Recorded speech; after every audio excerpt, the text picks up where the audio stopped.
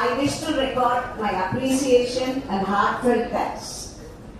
நான் இன்று பெருமையுடன் இந்த மாமன்றத்தில் பதிவு செய்து மகிழ்ச்சியுடன் பின்வருவது என் பகுதிவாழ் மக்களுக்கு நான் 2022 தான் அளித்த வாக்குறுதிகளை 80% நிறைவேற்றிவிட்டேன் என்று பெருமையுடன் கூறுகிறேன். அந்த பெருமை உங்களுக்கு சாரும்.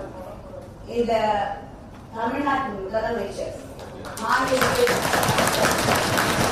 ஸ்டாலின் அவர்களுக்கும் மா சுப்பிரமணியம் அவர்களுக்கும் அமைச்சர் நேரு இந்த 3 பேருக்குமே I would like to record my appreciation.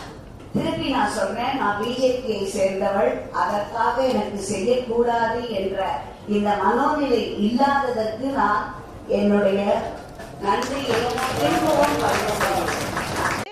நான் இது நான் பேசினது பொய் இல்லை.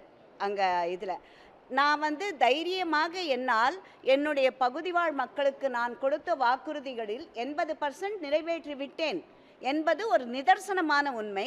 அது இவங்க எனக்கு கோஆப்ரேஷன் இப்பொழுது இருக்கும் ஆளும் கட்சி அரசு எனக்கு அந்த ஒத்துழைப்பை கொடுக்காவிட்டால் நிச்சயமாக என்னால் செய்திருக்க முடியாது.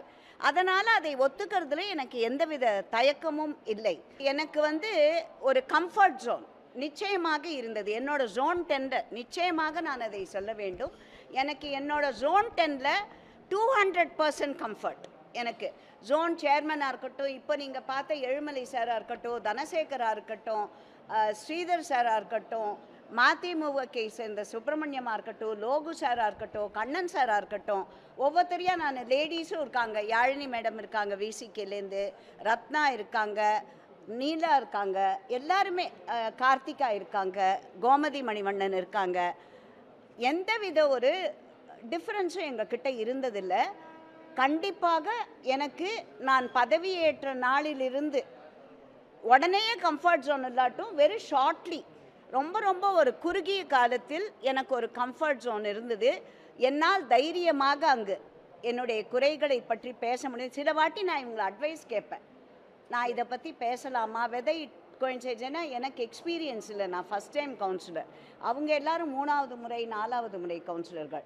நிச்சயமாக அவர்கள் அவர்களுடைய பணியில் தேர்ந்தவர்கள். அதனால் இப்போ சில வாட்டி நான் இங்கே கூட இவங்க யார்கிட்டயா போய் கேட்பேன் பேசுகிறதுக்கு முன்னாடி, ஒரு பர்டிகுலர் பாயிண்ட்டு நான் இதை பேசலாமா அப்படின்னு சொல்லிட்டு கேட்பேன்.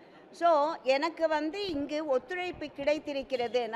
நான் கேட்ட கோரிக்கைகளை அவர்கள் நிறைவேற்றி இருக்கிறார்கள் அப்படிங்கிறத நீங்களாமே பார்க்கலாம். இப்போ வெஸ்மாம்பரம் ஏரியாவில் முன்னாடியெல்லாம் மழை நீர் வந்துடும் எல்லா இடத்துலையும் வீட்டுக்குள்ளெல்லாம்.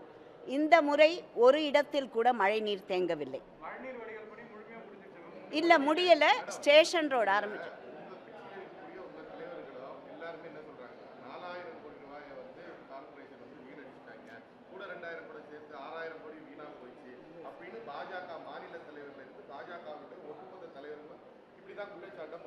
நான் அவங்கக்கிட்டே சொல்லியிருக்கிறேன்.